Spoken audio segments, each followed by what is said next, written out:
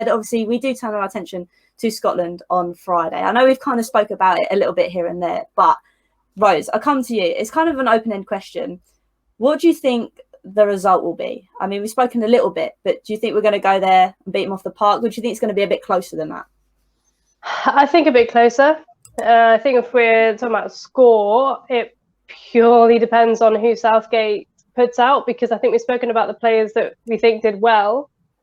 I think Kyle Walker for me was poor, like first half especially. I think he was better in the second half, but Walker, like, he was passing it out of play. He was like, I just remember in the first half thinking Kyle Walker's been bad, like in this in this first half.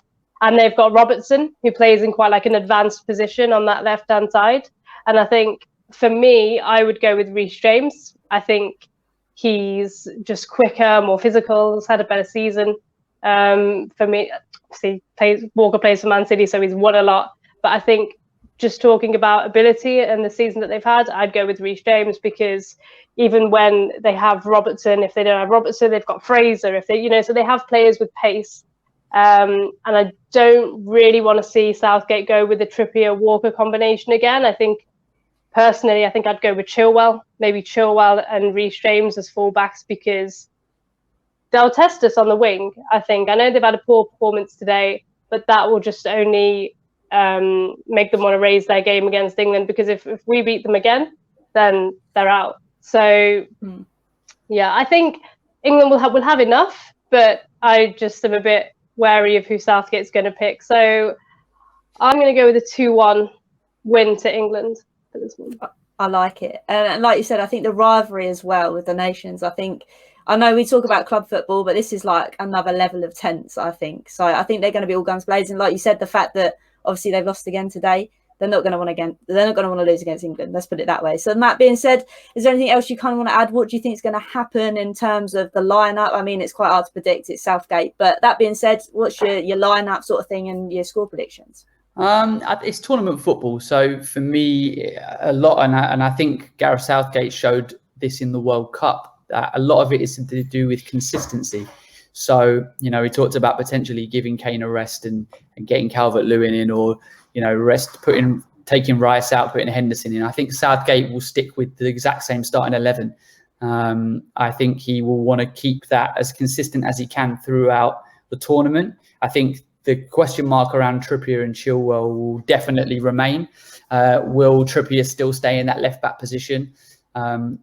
Will Chilwell get an opportunity? There was talk about Chilwell potentially being rested because obviously he played in the Champions League final. But so did Mason Mount, and he started. So for me, it was definitely down to tactics from Southgate rather than any players getting rested. So I actually think that he will stick with the same starting lineup. Kyle Walker, yeah, he definitely misplaced a lot of passes in the first half. He looked frustrated with himself. There was definitely a moment where he tried to play it down that right-hand side. I don't know who he was playing it to, and it just went straight out. And he was looking at whoever the player was, just like, what's going on? And I remember saying to myself, come on, Kyle, you can do better than that. You literally just kicked it straight out. Like, I could do better than that. Don't worry. But I think he will still. I think he needs to get confidence. Like after doing things like that, I think he did impose himself on the game in the second half, and his defensive performance was good. It's just his certain passes are a little bit misplaced. But we know Kyle Walker is a top player. He's been doing it for England for years. He plays in a back three. If Southgate does go back three with wing backs, there could potentially be an option to do that against Scotland. As you rightly mentioned, Rose, that they have some decent wingers in the Scottish team.